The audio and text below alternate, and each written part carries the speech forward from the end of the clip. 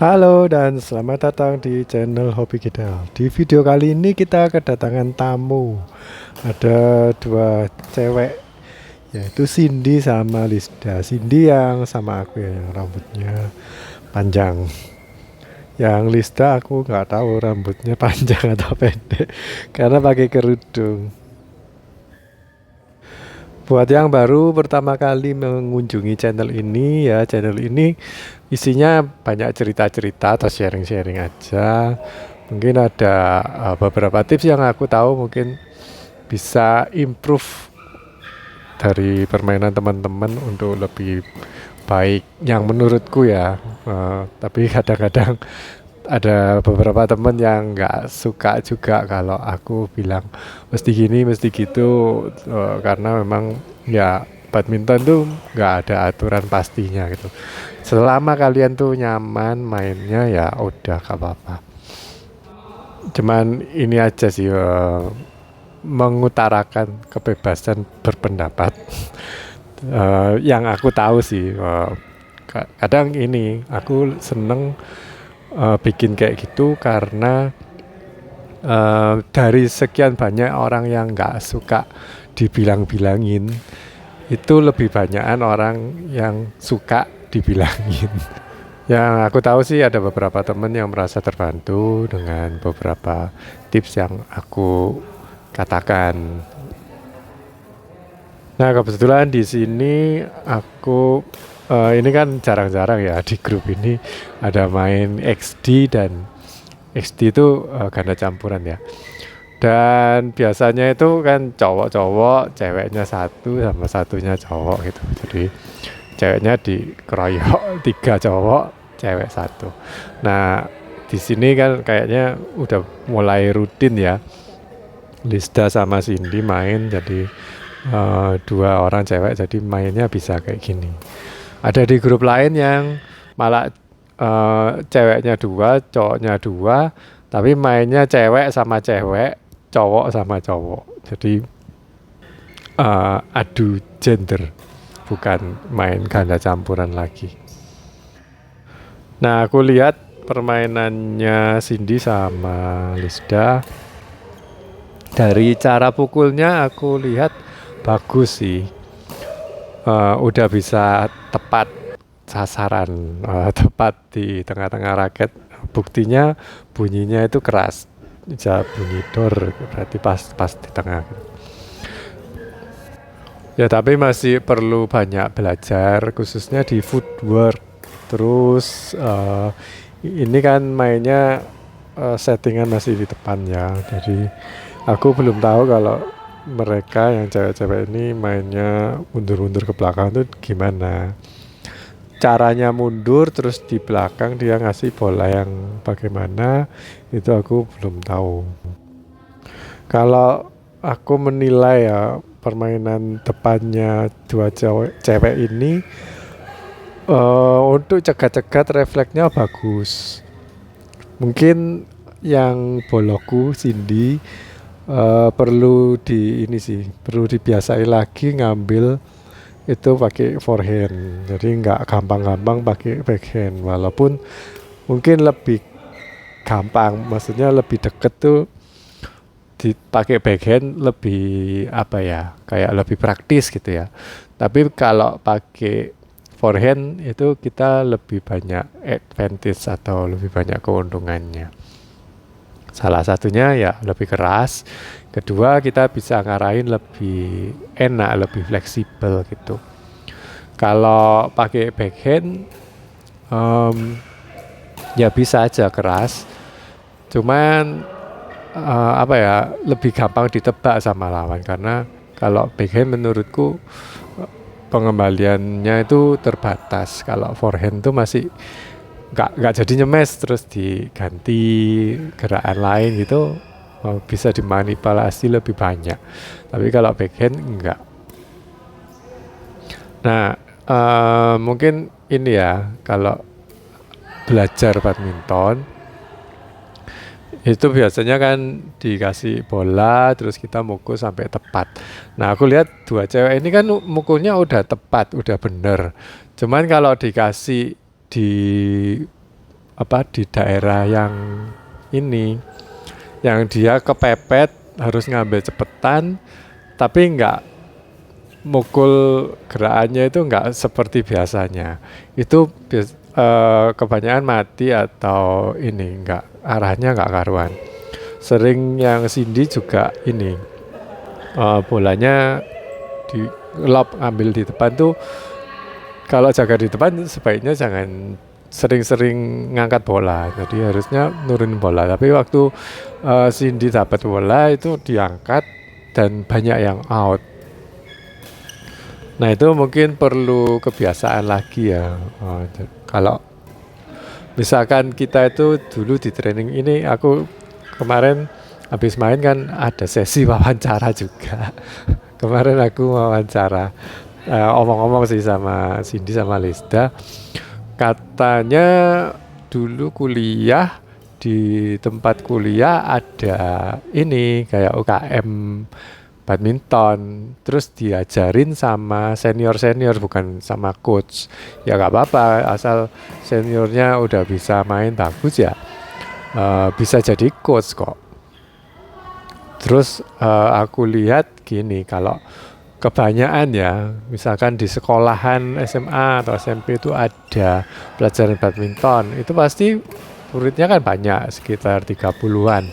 Semua dikasih tugas untuk kayak ini, tampilan kita main tampilan di depan rumah gitu. Cuman ini ada netnya mungkin ya, kalau sekolah bondo dikasih net, punya lapangan.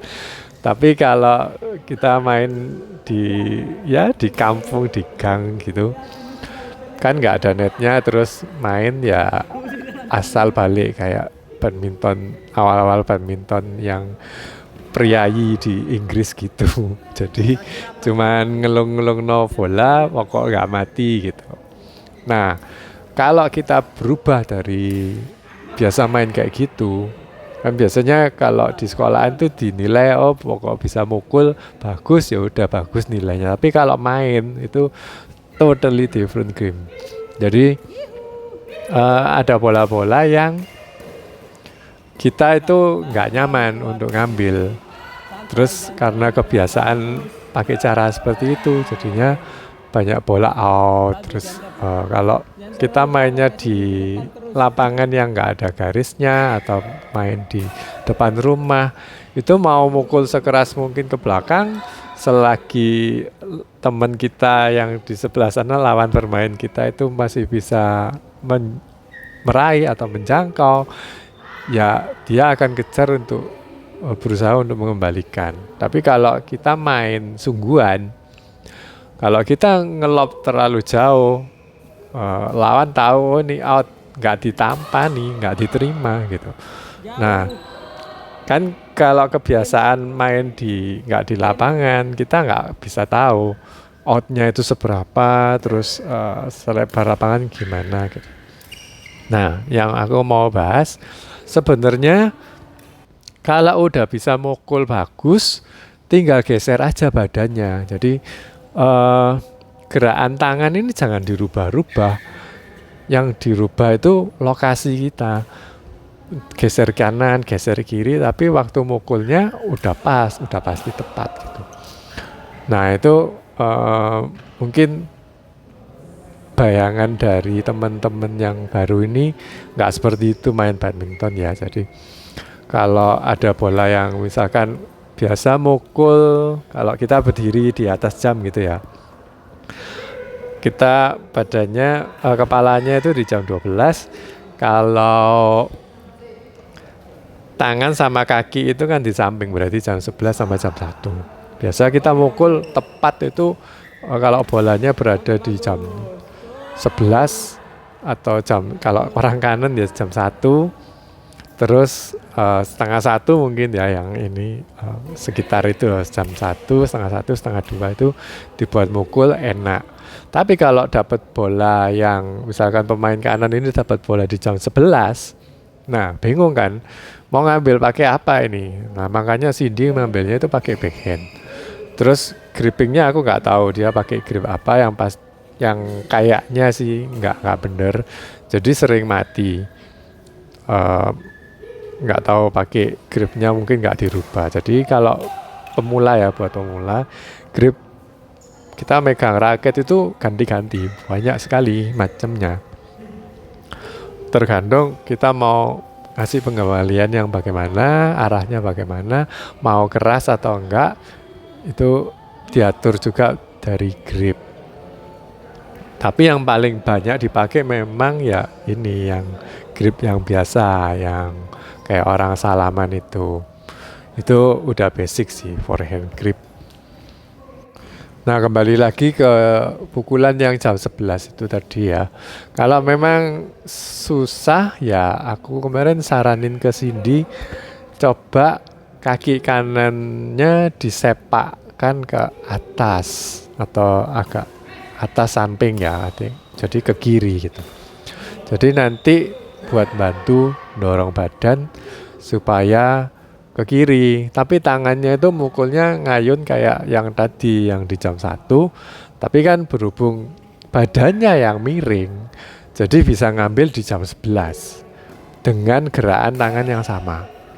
Jadi tangannya itu nggak perlu dirubah-rubah pakai backhand atau mungkin itu tetap pakai forehand gitu aja.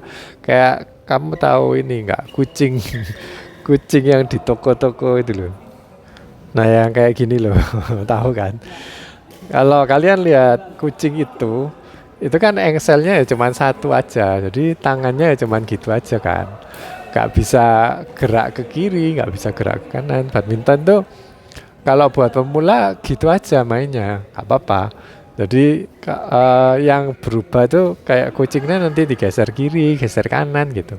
Tetap ayunan tangannya itu tetap, karena tangannya udah jadi menurutku.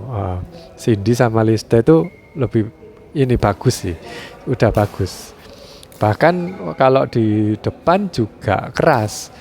Kalau aku sih lebih mentingin tajam ya. Tapi kalau Lisda sama Cindy keras gitu, mukulnya di tengah depan, jaga depannya itu keras. Tapi mungkin kalau dibandingin Lisda lebih bagus secara teknik, mungkin lebih banyak diajarin ya. Kalau Cindy mungkin enggak, masih kurang banyak mengenyam ilmu badminton. Karena aku kemarin tanya, katanya sering main-main aja, mungkin main di lapangan atau di luar rumah, mungkin ada kayak keluarganya atau teman-temannya itu senang badminton di daerah tempat asalnya ya. Nah, itu bagus sih. Jadi kayak apa ya, kayak ada satu daerah yang olahraganya ini, jadi khusus gitu. Orang-orang dari daerah ini bisa badminton semua, itu kan bagus ya. Jadi komunitasnya itu bagus. Walaupun mungkin kalau nggak ada yang ngajarin ya ini belajar sendiri, tapi karena sering latihan nanti kan nemu-nemu sendiri. Pukulan mana yang di daerah, pukul yang mana yang bisa menghasilkan pukulan paling keras, terus bisa ditaruh di arah yang kayak gimana, itu belajar kan di situ. Kalau banyak main pasti bisa dapat pelajaran itu. Cuman kalau teknik mungkin kalau temennya rajin sharing, oh ini loh aku nemu, kena tak gini no pakai grip yang seperti ini, aku bisa mengembalikan ke daerah situ lebih bagus atau lebih tipis, ini loh caranya gitu. Jadi kalau punya komunitas yang bisa saling berbagi seperti itu bagus sih. Cuman sekarang kan udah banyak orang di YouTube yang ngajarin, kalian bisa belajar dari situ juga. Terus praktek ya, dipraktikkan. Nanti hasilnya juga pasti lebih baik. Aku rasa Lista sama Cindy kalau dilatih mungkin ikut di sini sekalian sama, gak cuman main tok, tapi ada dilatih juga. Kemungkinan 3 bulan itu udah bisa main muter-muter lapangan udah. Jadi nggak cuman jaga di depan aja. Ya kalau backhand mungkin agak lama ya belajarnya. Kemarin aku bilangin waktu dulu aku ikut trainingan juga mungkin 2 tahun itu juga gak diajarin backhand. Jadi disuruh sama coachnya disuruh pakai forehand terus, walaupun di daerah backhand tetap ngambil pakai forehand. Tapi itu nggak bagus sih, karena jadi kebiasaan pakai forehand terus, walaupun sebenarnya pakai backhand malah lebih efektif. Ada beberapa momen yang seperti itu. Tapi yang aku puji dari coachku ya, kenapa kok nyaranin ngambil pakai forehand, khususnya buat pemula, biar forehandnya matang dulu. Terus yang kedua, memang forehand lebih banyak kelebihannya daripada pakai backhand. Ya itu ya, kalau kita itu latihan forehand, backhand, semua dilatih, nanti kita nggak punya ini, jadi bingung ini ngambil pakai forehand atau backhand gitu. Tapi kalau kita dilatih pakai forehand terus, nanti forehandnya lebih matang. Dan aku lihat murid-murid dari alumni dari coachku itu mainnya memang bagus-bagus. Nah, forehandnya matang semua. Tapi ya itu tadi, karena telat ngelatih backhand. Mungkin kalau misalkan disuruh forehand terus, ada beberapa kala dilatih backhand juga ya, biar kalau dikasih backhand bisa gitu. Jadi nggak diincer sama lawannya di daerah backhand terus gitu. Nah itu juga jadi problem sih buat aku sekarang, karena kebiasaan pakai forehand, karena udah tua sekarang, udah nggak sefleksibel dulu ya. Kalau kayak Kevin gitu bisa ngulet miring badannya, ngambil gitu, dulu masih bisa. Tapi sekarang udah nggak bisa, jadi pasti mati. Jadi terpaksa pakai backhand untuk ngambil. Walaupun bisa backhand, tapi kadang ini berubah kebiasaan mau ngambil pakai forehand, ya lupa kan, nanti kecetit atau sakit pinggang, sakit punggung. Jadi ganti pakai backhand. Nah ini merubah kebiasaan itu yang susah. Makanya buat pemula, aku saranin memang diamati atau dipantau perkembangannya oleh coach atau temen yang ngerti teknik dan bisa ngajarin gitu. Dan rajin-rajinlah tanya, kalau kalian pemula kepingin belajar sesuatu, rajin-rajinlah tanya. Nah ini aku tekankan buat yang pemula, tanya teknik yang benar. Jadi kalau kita main terus dengan teknik yang salah, nanti kalau kita mau ngerubah menjadi yang benar itu susah, karena kita harus membuang yang lama dan menggantinya dengan yang baru. Buang yang lama ini susah. Jadi lebih baik kita itu belajar langsung yang baru atau yang bagus gitu. Cuman ini ya, yang bagus itu kadang-kadang ada teman-teman yang nggak mau belajar basic, tahu-tahu kepingin main yang trick shot, main yang tipis-tipisan kayak gitu-gitu aja.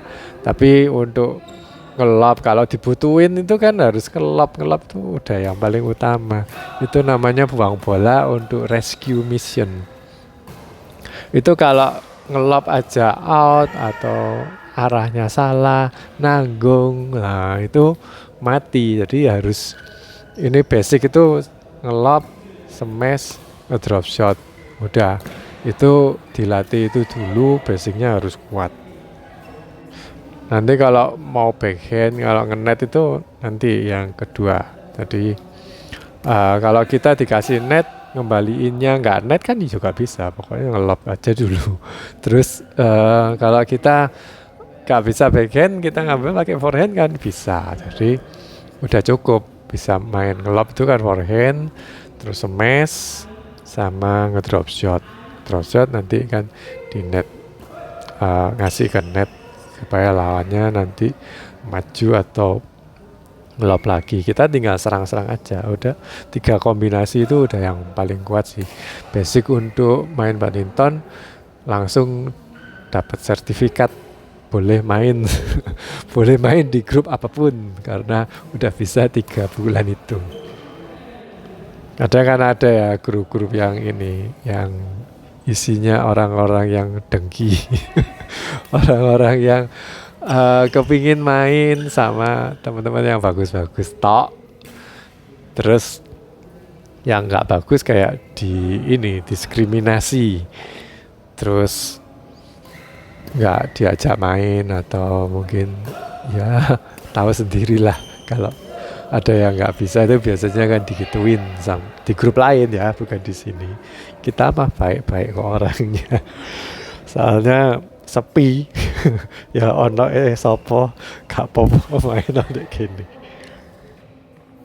Tapi ya jujur grup ini memang walaupun ganti-ganti orang tetap ini bagus kok, walaupun ganti-ganti admin juga tapi tetap kalau ada teman baru dia disambut terus diajak main bareng. Kadang-kadang kita sampai nolak main, nyuruh teman-teman yang baru ini main terus gitu. Oke guys, jadi gitu aja sih cerita-cerita dari aku mengenai main XD. Nanti kalau ada pertanyaan silakan tulis di kolom komentar. Kalau bisa aku jawab secara teks di komen. Kalau mungkin aku perlu nyontoin ya mungkin di video berikutnya aku mau coba angkat ya apa yang jadi pertanyaan kalian. Oke guys, jadi gitu aja video kali ini, semoga bermanfaat. Sampai jumpa di video berikutnya. Bye bye.